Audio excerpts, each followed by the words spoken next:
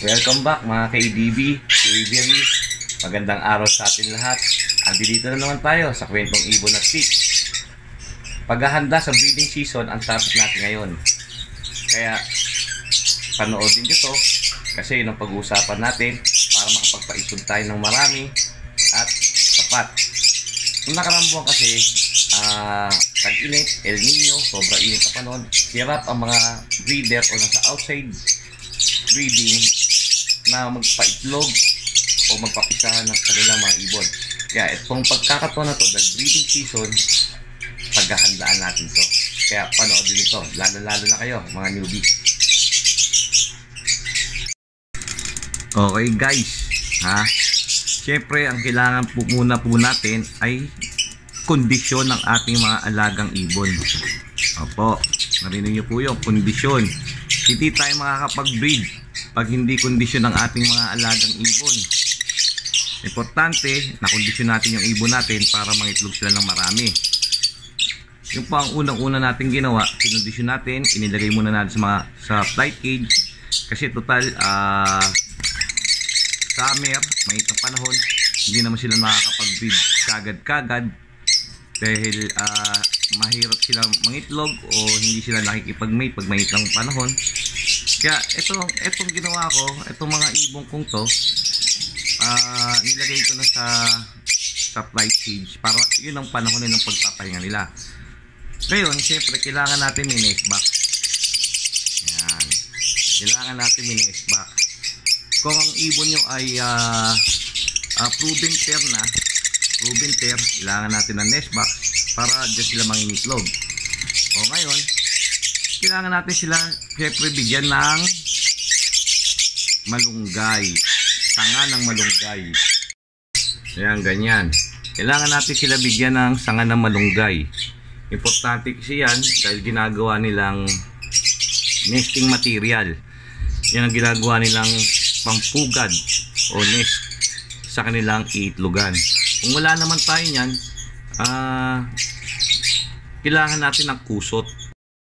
Ayan, kailangan natin ng kusot para yan ang ilalagay natin sa nest box at doon sila mangingitlog.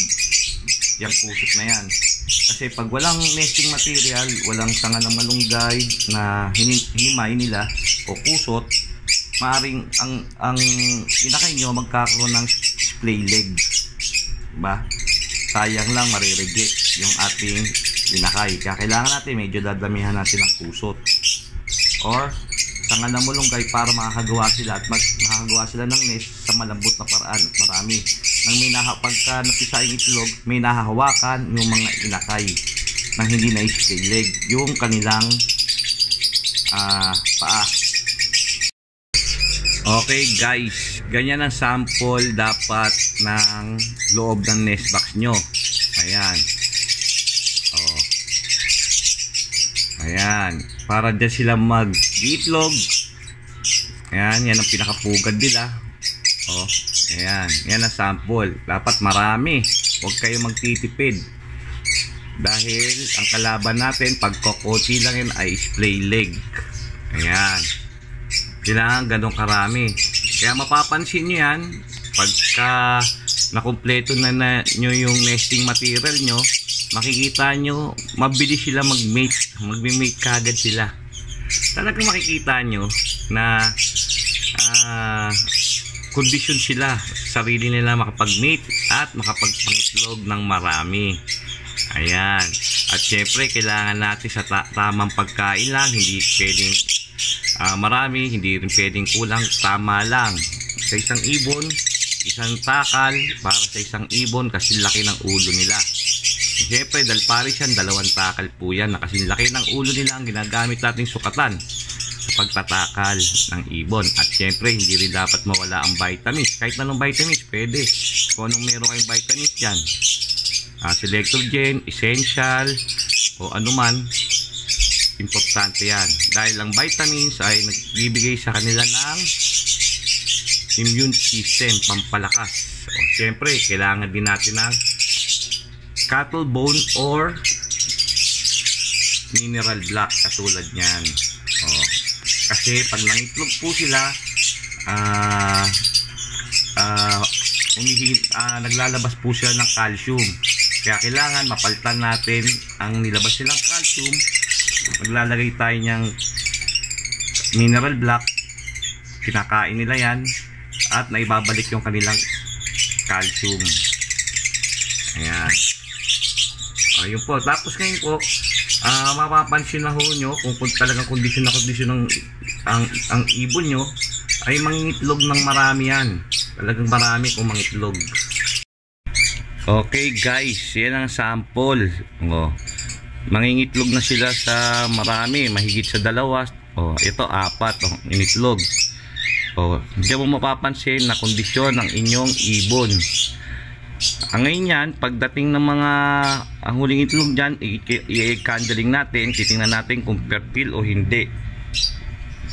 Yan, titingnan natin yan kung fertile o hindi ang kanilang initlog, ang kanilang itlog. Yan, yan malalaman na kondisyon ng pero pag ang ibon nyo ay nangingitlog lang ng 1, 2, naku po, pag-isip-isip na ho kayo, wala sa kondisyon yung ibon nyo.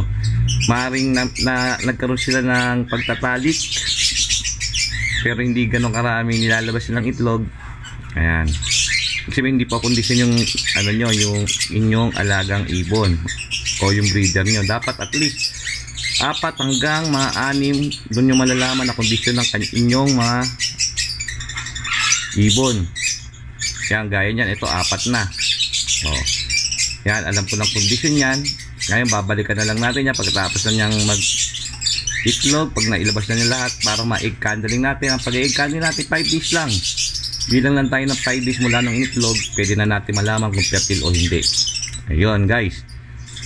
Yan ang mga tip ko sa inyo sa paghahanda ng breeding season.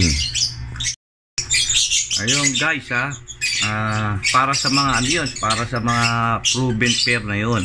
Ngayon, kung ang ibon nyo ay bago lang, pero nagme-mate na, ibig sabihin hindi pa nakakapag-clutch, ang gagawin naman nyo doon,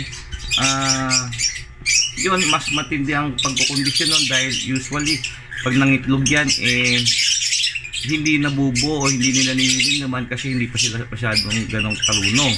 Pero may mga ibon na first clutch pa lang, marunong na kagad maglimlim, marunong na kagad bumuhay ng mga inakay. Pero usually ang ibon pag first touch, hindi nila nabubuhay o hindi sila naglilimlim, kaya hindi nabubuhay ang kanilang mga itlog. Kaya wag mo kayo magtataka mga newbies. Ayan. Pero importante sa lahat talaga, number 1, conditioning, kondisyon ng inyong mga alagang ibon. Yan ang pinaka-importante sa lahat para makapagpaitlog kayo ng marami at fertile ang inyong mga itlog. Ayun po. Ayun guys, hanggang dito na lang po muna tayo at sana po lagi lang ho kayo manood sa aking video. Nihira na po ako makagawa dahil medyo busy ho. At least nakagawa pa tayo ng mga video natin. Ayun guys, sana panoodin nyo at sana po sa mga baguhan, huwag nyo kakalimutan mag-like, share at subscribe at pakipindot na rin ang notification bell para lagi tayong updated sa mga susunod kong video. Maraming salamat po at God bless.